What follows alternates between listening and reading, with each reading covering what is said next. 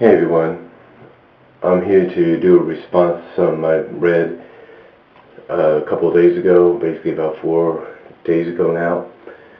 I believe it was posted.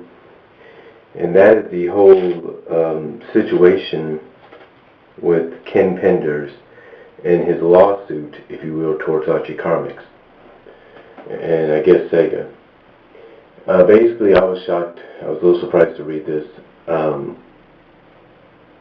But basically, for some of you that don't know, I'm going to give you a short summary, and you can go to Ken Penders' forum, message board on his website, and as well as you can go on other Sonic-related sites like Sonic Comics and Saturday Morning Sonic and the Mobius Forum, and places like that, and Fans United for Saturday AM forums. And basically what you got is the same thing. Everybody's talking about this.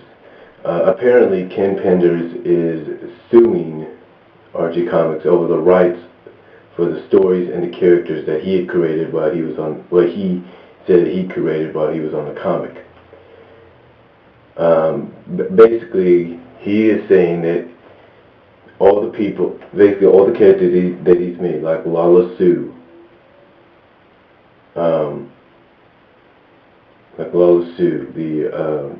the Dark Legion,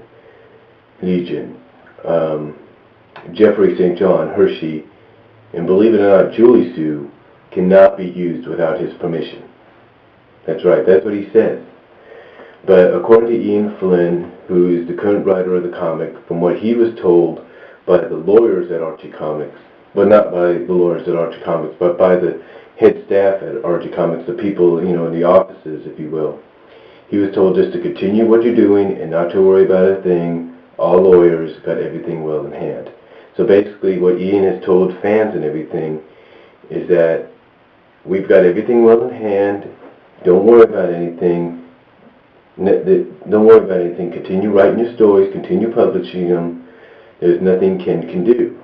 Now the only catch here is that Ken has gone out and said that the government or the Supreme Court or whatever, you have to read this on his forum, but whoever is, like the government overall, he says, is basically giving him the rights to the characters, basically saying that these are his characters and that Archie Comics and Ian Flynn and anybody else can't use them without his permission. Now, he also says that he wants, the reason for this is because he's planning, from what we understand, I could be wrong, again, I have to look this up again, but you can look it up as well, but apparently Ken wants to use these characters in his own story. The only problem about it is that everybody's been pointing this out, and a lot of fans have been pointing this out, and a lot of fans are right. Basically, all the fans basically feel Ken's lawsuit is just full of hot air. The reason for that is, unless he had a different kind of contract wrote up to where it gave him the rights to all characters, every character that he wrote for the Sonic the Hedgehog comic book and whatnot, and the Knuckles comic book, and the Princess Sally miniseries and stuff like that, and all the specials, if you will, all became rights of Sega and Archie Comics, mostly Sega. So that's why a lot of fans feel as though Ken's lawsuit is full of hot air, because how can he sue for characters that he basically, once he wrote them into the book, basically gave away and made the property of Sega? How can he do that?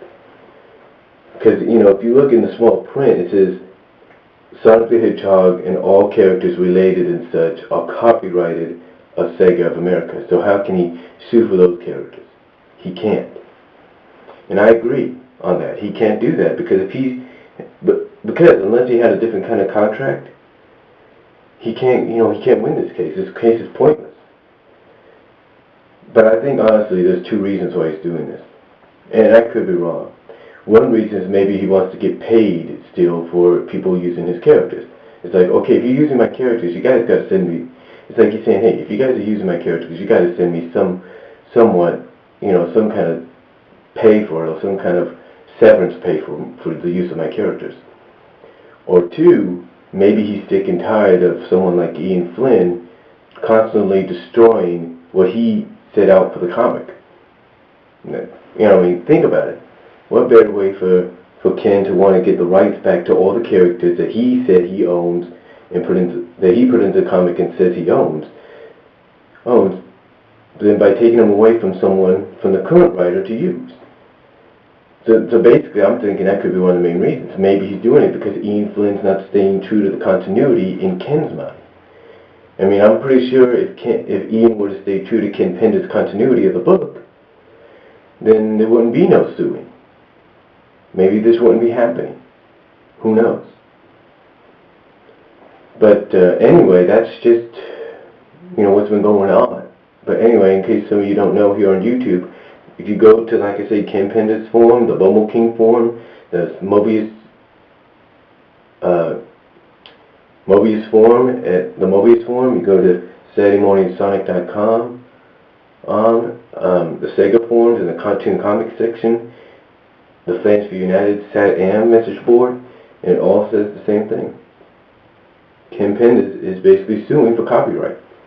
Now, some agree that Ken does have a right to do this, but mostly others, like say Miko is one of them, does agree on, looks like agrees partly on Ken's part, but also agrees that it's not a good idea. This lawsuit's not a good idea.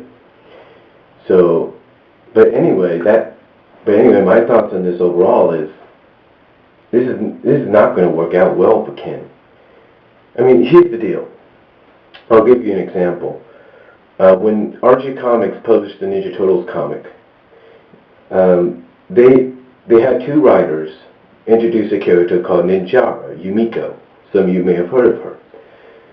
And she was used in the comic up until issue 70. Now, here's the deal. She didn't appear in another comic until about a year or so later, after the Ninja Turtles comic with Archie Comics was cancelled. So what was cancelled? So basically, Ninja's character wasn't used until years later, after the Ninja Turtles Archie comic was cancelled. And then the next comic she appeared in was the adult comics, if you will, of Furlock. Or the more adult-oriented, well, not adult-oriented, sort of like that, adult-oriented comics Furlock. Those were the next comics she appeared in.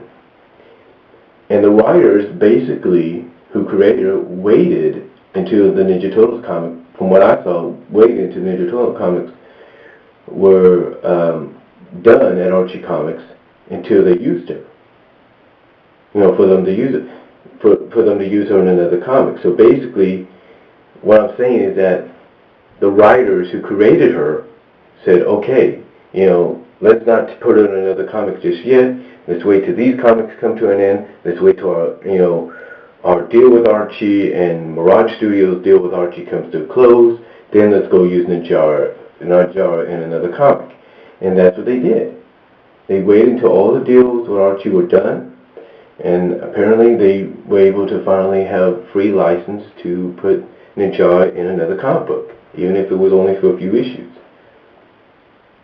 But that's just an example of another character created by somebody else, by other people who waited until the comic was officially done and the deals and everything were done, and with the distributor, with the comic book company, before they took the character they created and put them in another comic book company's comic, if you know what I mean. And I think that's the whole thing with Ken. See, Ken may take credit, if you will, for creating these characters, but in reality, until the Sonic the Hedgehog comic book is done at Archie Comics, until Archie Comics is done with the book and the deal with Sega and everything is done, then Ken can't really do anything, because technically right now, those characters are Sega's property and Archie's property. Just like Ninja was Mirage Studios' property and Archie's property until the Ninja Turtle comic book ceased to exist and the deal became null and void between Mirage and Archie. Only then were the writers that created Ninja able to use her in another comic book. So technically that's what's going on. Ken may have created characters, but he can't really use them, or Ken